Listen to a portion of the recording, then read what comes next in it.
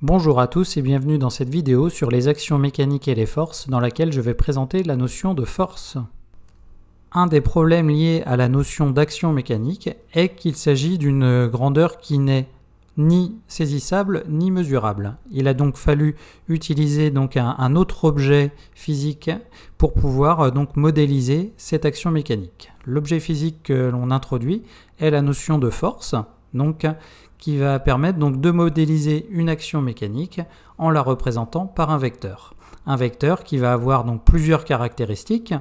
Une qui est directement liée à la physique, qui sera un point d'application, qui sera l'endroit où nous appliquerons la force, c'est-à-dire là où s'exercera l'action mécanique, une direction, un sens et une norme qui s'exprimera en newton de symbole grand N. Donc le premier point, le point d'application, est directement lié à la physique, alors que les trois autres sont des caractéristiques courantes d'un vecteur en mathématiques.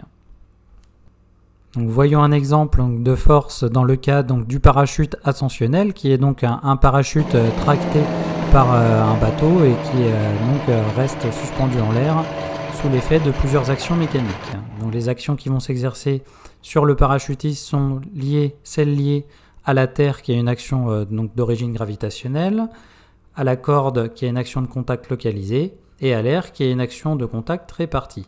Ces trois actions vont être modélisées par des forces. Tout d'abord, la force exercée par la Terre sur le parachutiste, qui vaut ici 1000 newtons. La force exercée par la corde sur le parachutiste, qui vaut 2000 newtons. Et enfin, la force exercée par l'air sur le parachutiste, qui vaut 2110 newtons. J'ai mes trois forces avec leur norme qui est indiquée.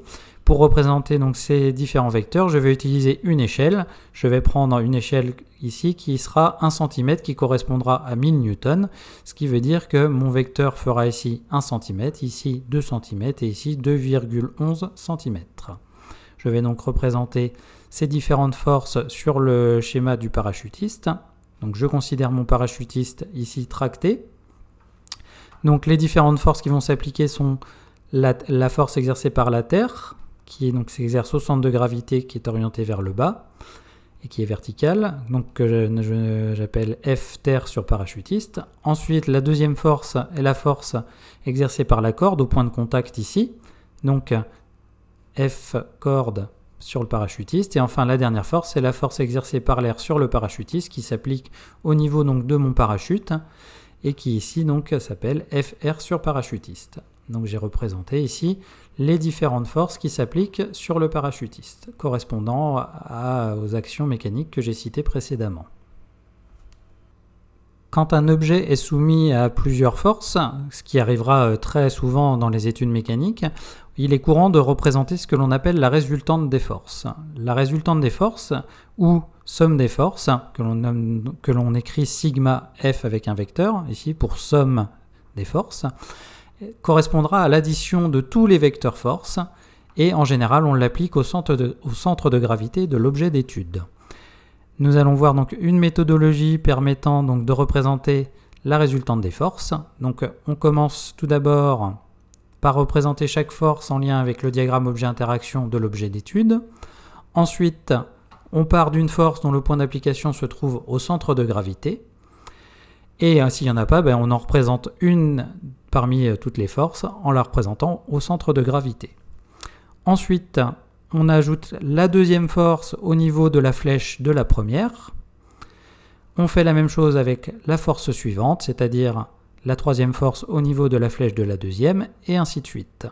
On continue avec toutes les forces. Une fois que toutes les forces sont faites, pour pouvoir trouver la résultante ou la somme des forces, on représentera la résultante en traçant un vecteur partant du centre de gravité de l'objet, c'est-à-dire l'origine de la première force, jusqu'à la flèche de la dernière force, et ensuite on place le nom de la résultante. En général, on l'appelle somme des forces sigma F avec un vecteur.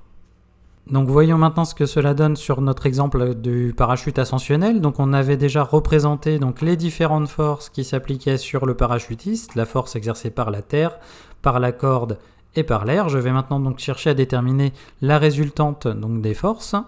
Je reprends mon parachutiste, je pars d'une force partant du centre de gravité, ça tombe bien, la force exercée par la Terre partait directement du centre de gravité.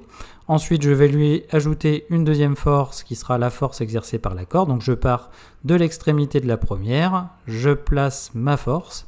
Ensuite, j'en ai une troisième, donc à l'extrémité de la deuxième, je vais placer la force exercée par l'air, ici.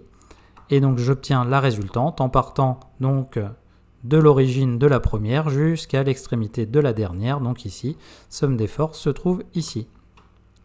Donc j'obtiens ici la résultante des forces qui sont la force exercée par la Terre, la corde et l'air.